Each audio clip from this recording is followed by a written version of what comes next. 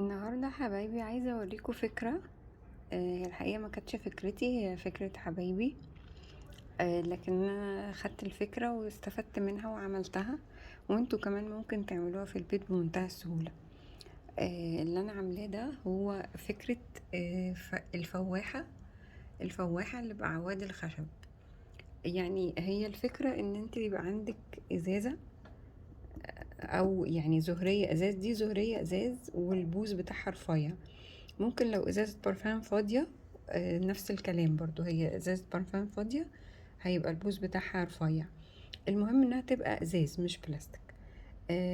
احنا هي بتعمل ايه؟ دي بتطلع ريحة جميلة جدا في الاخر، وبتعمليها بالريحة اللي انتي بتحبيها. فانا هنا كان عندي زهرية برضو جايبها لي حبايبي، ازاز، فخدتها وحطيت فيها، بتحطي فيها بقى الاتي: الزيت العطري اللي انت بتحبيه، وليكن مثلا زيت اللافندر، او هنا انا حاطه زيت عنبر احمر. هو احلى حاجه تحطيها هو زيت اللافندر، لان زيت اللافندر بيهدي الاعصاب جامد جدا. طيب، فبس هنا انا حطيت زيت عنبر احمر برضو جميل، ريحته جميله. وبتحطي معاه شويه كحول وشويه ميه. يعني حطيت مثلا زي 10 ملي، 10 ملي زيت عنبر احمر، هيبقى عليهم 10 ملي زيهم كحول، و10 ملي زيهم مية، يعني نسب متساوية. فهنحط لافندر مثلا، زي هنحط 10 ملي لافندر يبقى 10 ملي كحول و10 ملي مية.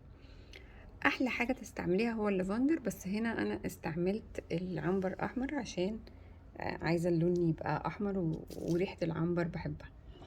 ف المهم يعني بعد ما عملتي الخلطة دي اللي هي الزيت العطر اللي بتحبيه وقده كحول وقده مية، تخلطيهم في بعض، وتجيبي العيدان الخشب دي، عارفاها اللي بتبقى بنستخدمها لشوي الفراخ او حاجة، عيدان خشب رفيعة كده، هاتي 6 أو 8 وحطيهم جواها. بعد ساعة تروحي قلباهم على الناحية التانية كده. طيب، ليه بقلبهم؟ عشان الزيت يبقى ريحته بقى طالعة في طرف الخشب كده، والخشب بيبقى متشبع بالزيت.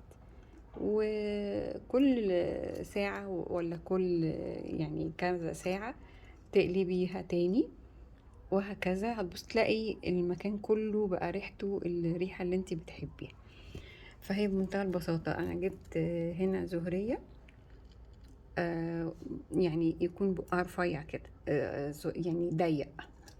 ليه ضيق؟ علشان يعني الريحة ما تخلصش بسرعة.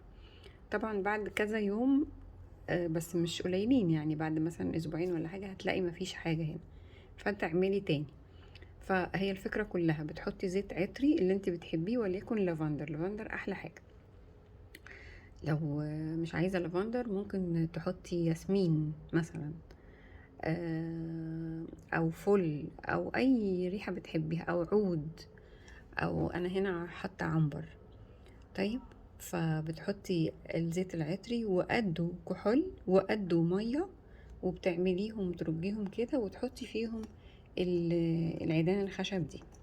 العيدان الخشب دي بعد كذا ساعة بتروحي قلبها على الناحية التانية زي ما وريتك، وكل كذا ساعة بتقلبيها على الناحية التانية، وتغيري العيدان الخشب دي. كل ما تحسي بقى انها لونها بقى غامق قوي وما بقتش بتطلع ريحة زي الاول، لان هي لو ادمت، يعني لو قعدت كذا يوم ما بتطلعش ريحة زي الاول. فانت مثلا كل اسبوع او حاجة غيري العيدان الخشب دي.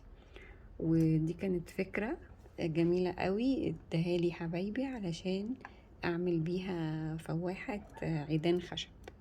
وميرسي قوي على اللي ادوني الفكرة، ربنا يخليهم يا رب ويسعدهم. وان شاء الله حبايبي تتبسطوا لما تعملوا الفكرة دي. ممكن تعملوها بزهرية كده زي ما انا عاملاها، بس يبقى البق بتاعها صغير.